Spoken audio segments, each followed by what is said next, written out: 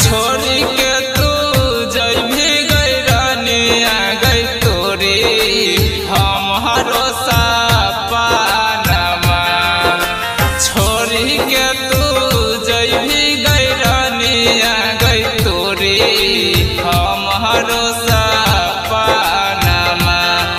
हे डोलिया से देख ले गे पगली तोहर पगला के छूट हो डोलिया से देख ले गे पगली तोहर पगला के छूट हो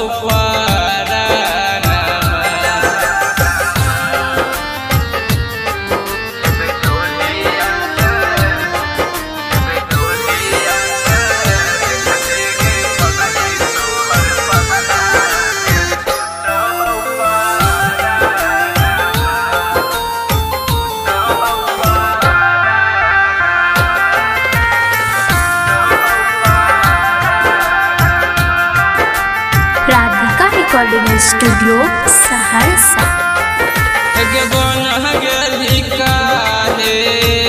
रानी तना कठोर गे गिरहबो नहीं करो तोरा अखिया से लोर गे।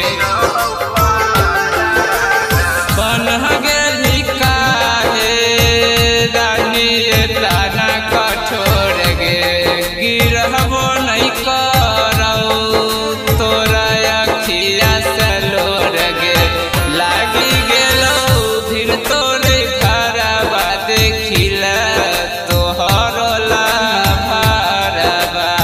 लागी गेलो फिर तोरे खराबा देखिला तोहरो लाभारबा।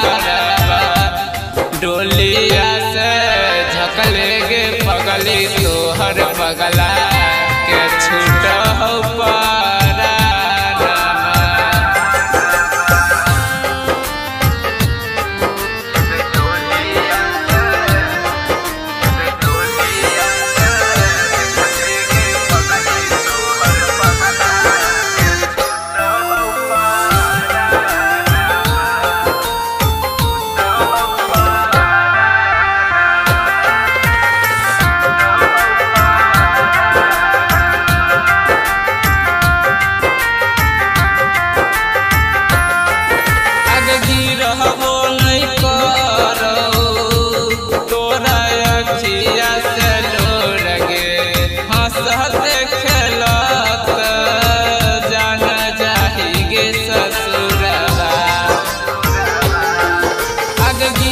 हो